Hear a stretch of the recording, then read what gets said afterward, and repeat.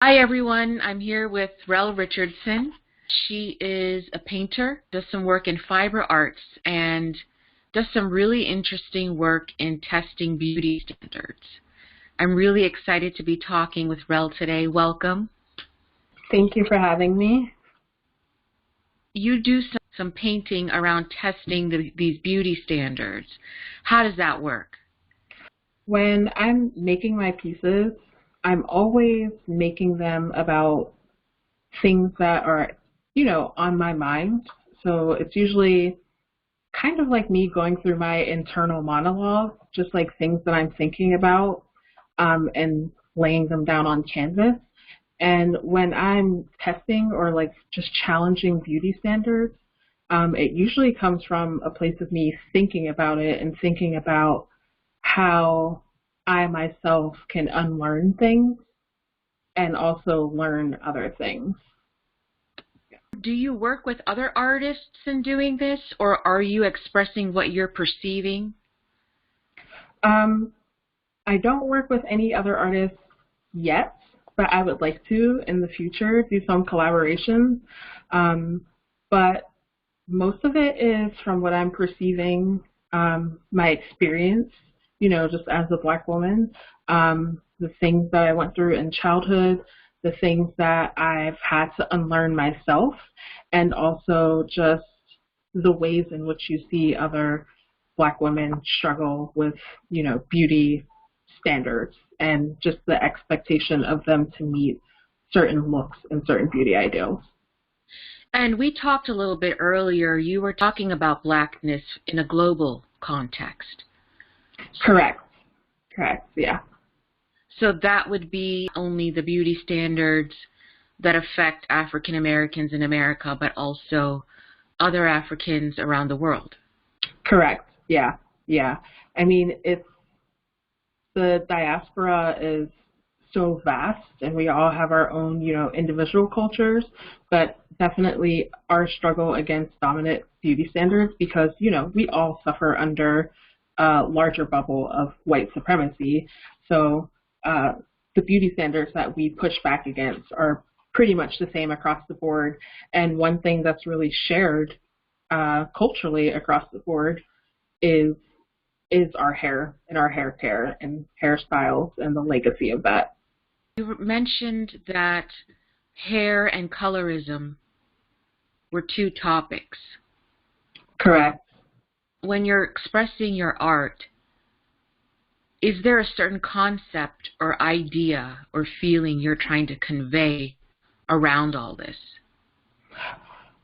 I think most of all, it's just kind of really expressing, the things that we experience.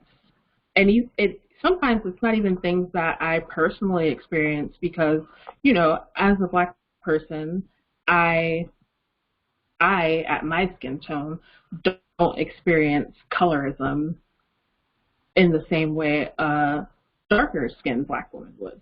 Like the texture of my hair, I don't experience texturism the way that women with coily 4C hair would. So a lot of times it's me really thinking about how other Black people have to push back against beauty standards and really what their struggle is. And then in addition to that, like what I go through as a Black person and how I push back against these standards. And I'm always thinking about, or just like always thinking about that and wanting to convey a sense that what we are is enough. Whether it's us challenging beauty standards of like dominant beauty standards that are based in Eurocentric beauty ideals, or if it's our intra-community beauty standards, whether it be challenging the idea that to be neat, to be clean, to be presentable is having your edges slicked back or having straight hair. So like really the overall message is that, we're beautiful and important and worthy no matter how we choose to present ourselves, and that we should have the option to not have to always care so much about the way we present ourselves and just simply be. Mm-hmm. You mentioned women who have maybe darker skin color than you do or a different texture. Are there people making rude comments or expressing a certain hate when they see a darker skinned Black woman? Oh, definitely. I mean, one place you always see it is on the internet, but especially people always see it, I guess, in their encounters with men and dating, and even like celebrity culture. Who is the representative of Black people? I mean, right now you see so many people pushing back against platforms like Netflix where they never have dark-skinned people, dark-skinned women as a lead character or a lead love interest. They never have full families of dark-skinned people that are in the cast, but somehow they find dark-skinned people when they want to have them in a role or a film that's about violence or exploitation of Black people. And also look at our celebrities that are represented for like pop stars and beautiful movie stars. We have very few dark-skinned Black women, very few women who are wearing their natural kinky hair. If you look at things like that are supposed to be positive, like the natural hair movement, it's usually like someone who is Black but ambiguous, or has, you know, certain facial features, a very loose hair texture. And that's why I say myself, I don't experience colorism in the same way a darker skinned Black person would, or hair texturism the way somebody with more coily hair would, because I can look at TV commercials for natural hair care products and see myself, brown to light skinned Black person with 3C, 4A hair, which are looser, more visible curls and coils. So yeah, it's everywhere. And if you are a dark-skinned Black woman and you're not seeing yourself presented in the world. Right. And especially not,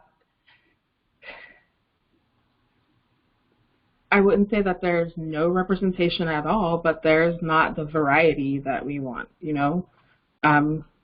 We can be any type of Black person, but I feel like we're all pigeonholed into, you know, one specific role or stereotype. Yeah. And we talked a little bit earlier, too, about how in the Indian culture, we have similar issues. Correct, yeah. Fairness and the whole beauty industry in India around being more fair and light Mm-hmm. is huge. And for years, and you know, like my father is very dark-skinned. My mother is very light-skinned. Mm-hmm. But me and my sister, we ended up being, I guess, like on the lighter side, the light brown side. Mm-hmm. We are from Punjab in North India, so our skin is not as dark as, say, South Indians. Correct. I didn't experience maybe the comments that darker-skinned Indian women do growing up. Me and my sister talk about this. We feel a disconnect. Like even in our temples, if you go, the gods are always expressed as more fair-skinned in the idols. Mm-hmm. However, in some temples, like especially in India, if you go in the south, they are Black. Me and my sister really want to see more darker-skinned goddesses being presented, because there is an essence within us, I feel, at least within me, that is dark-skinned. Right. And I don't feel that being shown to me, at least in this area that we're talking about. But, Mm-hmm. you know, Fair and Lovely, all these creams and everything are such a huge thing. And there is you can say, a push in India now with some artists and so forth trying to test these standards. And so when you express it in your paintings, what do you hope that the viewer gains from it? Most of all, I think that I hope that people can look at my work and say, oh, it's cool to like see myself. Like, I remember the first time I had that moment is when I was looking at artwork of a fellow studio mate, and her name is Jamila Platt, and she did this still life work. And in her still life, it was just the top of someone's dresser, but it had like black hair care products. And that was so intriguing to me because I thought, if you're not black, you never would notice something like that. But also, I can't ever recall before that having seen a still life that was really representative of black culture without screaming that it was representative of black culture. And so I hope, in turn, that people who view my work will see it the same way. I mean, as an artist, sometimes I run into a little bit of difficulty with that because sometimes if you're not black, you can't look at it and immediately relate. Like, you can't look at, I have a series of paintings. It's like 4 8x8 squares, and in each square are different shades of black women painted with different hairstyles. And a lot of other people just completely are just like, oh, that's cool. But like, I think that only black people will look at it and realize that, there's a mix of skin tones with different hair types, and that the hair types don't belong to the skin tone of people that usually are stereotyped as having certain hair.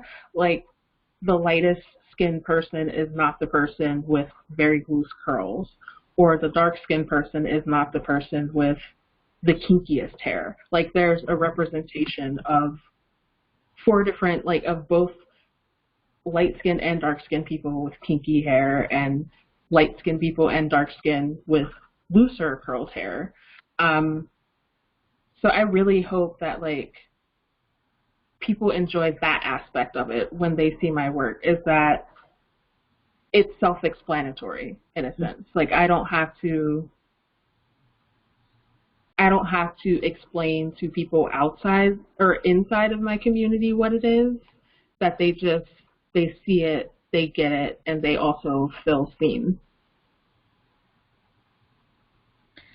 That is such an amazing realization, even for me, how a person really looks.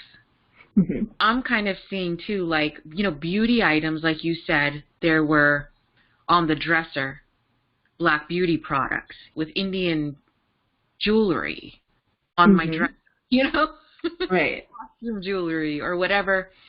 There is such an identification with that. Yeah. Dresser is, you store the items that you're going to use to dress yourself. Mm-hmm. It's such a part of you. Right. So that's really fascinating. Could you possibly show some of these paintings? I can show you some of my paintings. Yeah, that would be great. It's funny because in the same sense as, how I was talking about, I'd love for black people to see my work and it clicks with them without me having to explain. It's also funny being an artist because I feel so many non-black people, and white people especially, feel like they just can't engage with my work at all. Or just having to explain so much when I'm submitting my work to, be reviewed for a museum or an art show or any type of open call. It's a very, very odd experience. But also, I really like the idea of what we call, if you know, you know. So it's kind of like if something is for the culture and that is your target audience, you don't have to explain it to them. Like if they relate to it, they know. They already know because it too is a part of their experience. And so I really like that. Some white people or, people who are not really going to understand, they don't identify with it. There's a distance there. Mm-hmm. And then we have to think, okay, well, how do you create that identification? Right. So that's tough. I mean, it becomes tough when, like I said, I'm presenting my work to be submitted for a gallery show, exhibition at a museum, or things like that. Luckily, I've had the ability to be able to, have talks like this with people who are always happy to, sit and listen and kind of learn or hear my experience, mm-hmm. or even be in conversation with other Black women who we kind of, through our conversation, share those experiences. And all you can do is really hope that somehow a connection is made. Right. So this is the piece I was talking about with 4 different 8x8 canvases. And as you see, there are, 4 different women with 3 or 4 different hair textures, or actually 2 different hair textures. This one always becomes a tricky one because I think really to non-Black people, I have to really explain to them how to hang it. This isn't exactly how I would hang it, but I'm always trying to be really conscious about the way that it's hung, so that the first thing you aren't seeing is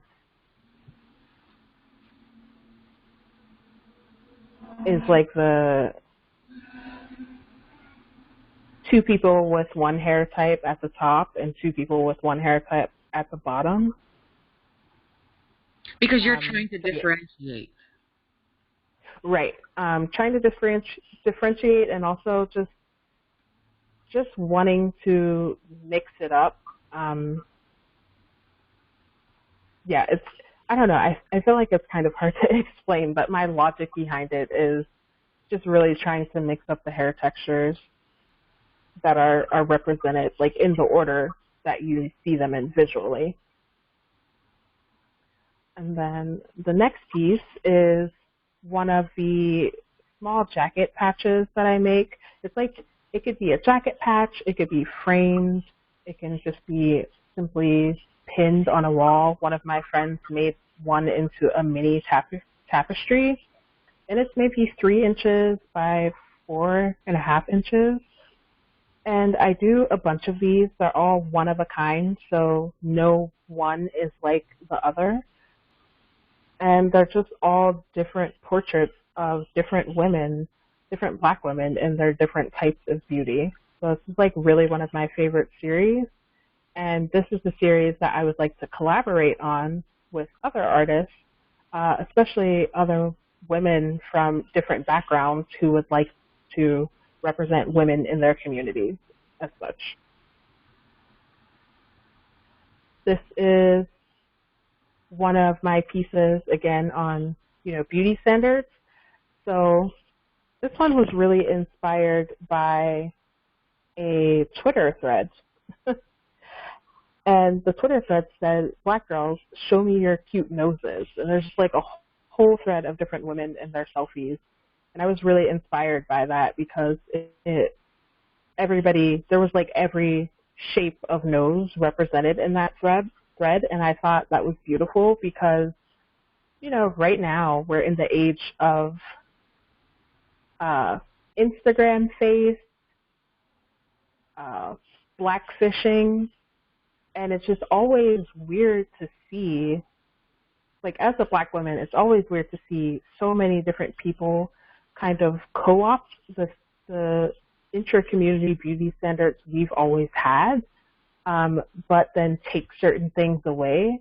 So they become like this kind of person who has this, I guess you could say, this internet or Instagram face on social media where they have like large lips and they've enhanced their hips and their butts and cinched their waist, and they style their hair the way we do, or some people even go as far as extreme tanning or like really, really too dark makeup. It's so funny because people always like co-opt those things, but they never want our noses. And so that's why I've always been intrigued by that.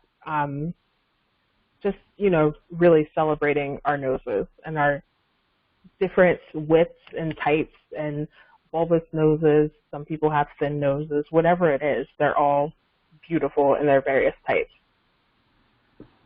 This piece is called Adorn. This was my first piece of the year. I think this is one of my first pieces where I address, you know, Black boys, Black men, and their hairstyles. And it's really just like looking towards youth and their freedom and how they express themselves. I love seeing, you know, young men now bring back this old hairstyle that was around in the mid to late 90s, early 90s maybe, when I was a kid, like very young. And this hairstyle is reemerging, and you just see all of these boys and their happiness and their glory, taking care of their hair, adorning themselves with beads and hair jewelry. I just think it's really, really cool. And then this one, the last one I'm going to share with you is, this one is a piece of my two close friends. I consider them sisters. One is, you know, the daughter of Haitian immigrants, and the other is from South Korea.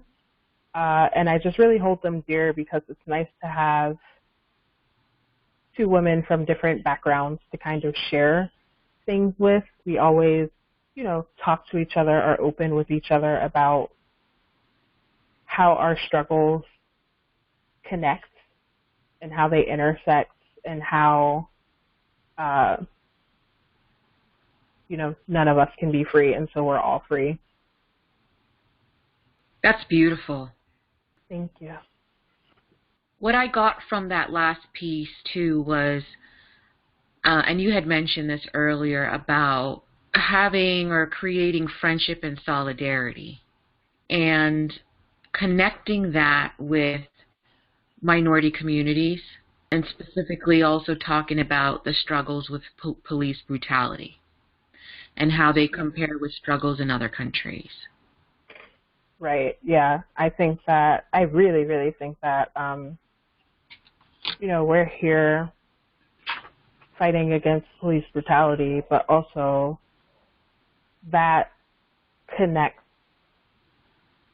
to us also having to fight against American imperialism in other countries and military presence in other countries. I think that the two are heavily related.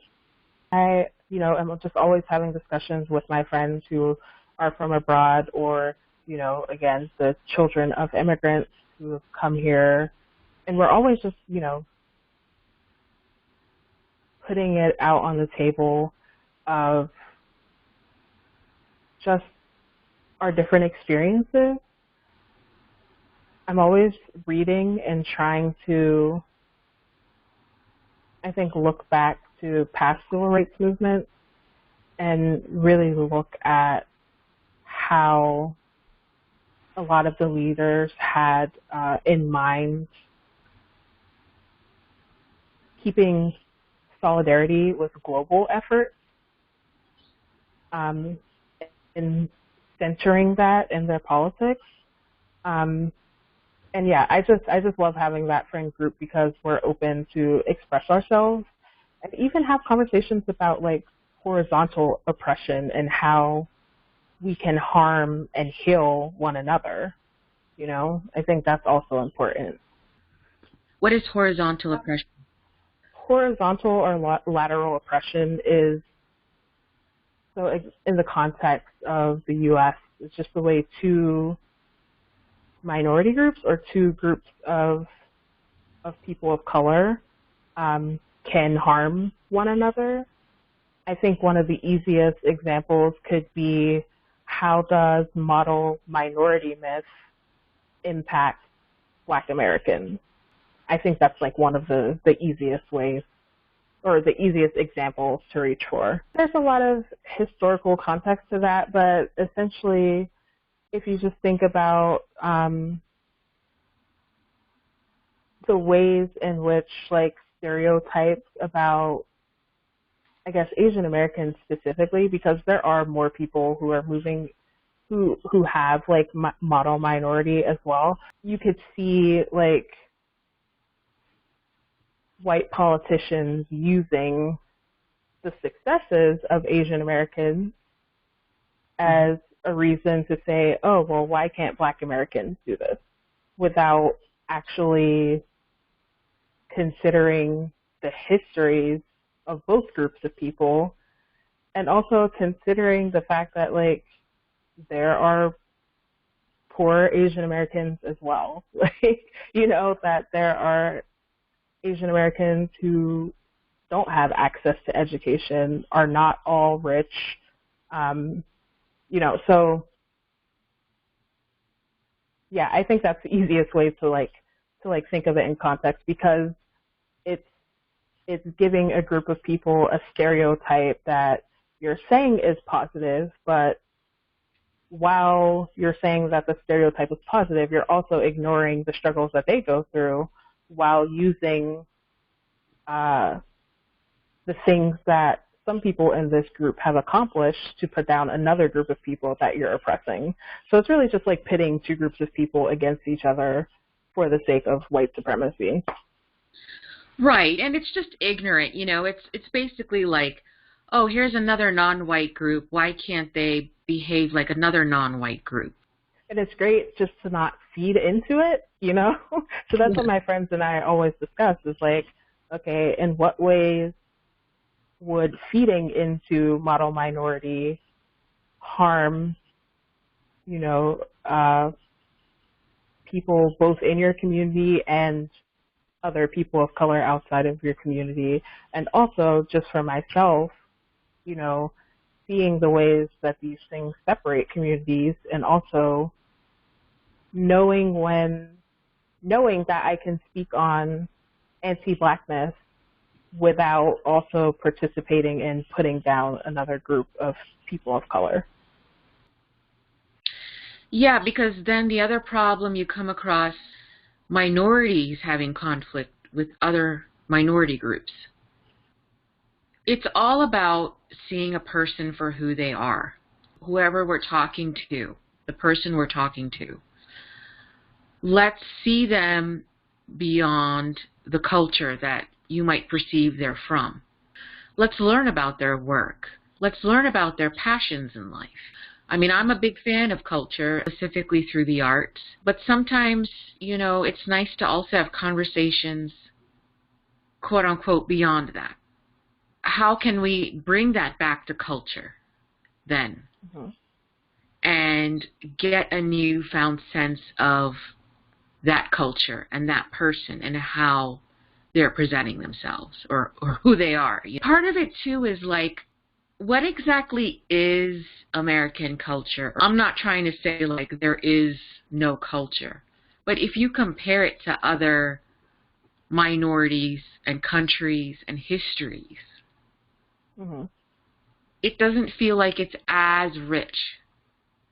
Yeah, you're correct. You know, and I think it has been said that historically, like, the first thing in American culture, unfortunately, was minstrelsy, blackface. Oh, right. Yeah. And also with culture, it's the experiences, the historical experiences that that culture has gone through. When I'm looking at white Americans, and I'm not trying to make like blanket statements or anything, but where's the richness of experience of that compared to Black Americans? The arts and the culture that has formed from that. It's a richness of experience, that's however painful. It's a rich. Yeah, because I agree, because what I was saying was just like most of American culture is just Black culture.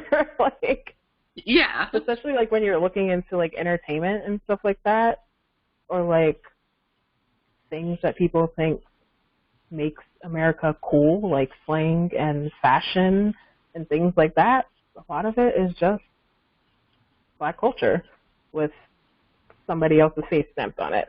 American culture is like burgers and fries and maybe like casseroles, but everything else comes from everyone else. Exactly. I learned recently, like marshmallows, they come from Native American culture. Like, they're plant-based. They used to be plant-based. Over time, they've had all that high fructose corn syrup in it. And I'm not a big fan of it, but if I pick it up now and then, it's like I get the vegan ones because I know they're like more real. Even something like as simple as ketchup, that came from Asia, like, and wasn't made of tomatoes. Yeah. Yeah. Well, I really appreciate all of the work and efforts that you're doing, and I would love to collaborate with you on something. Awesome. Yeah. Thank you so much. I appreciate your time. Thank you for having me.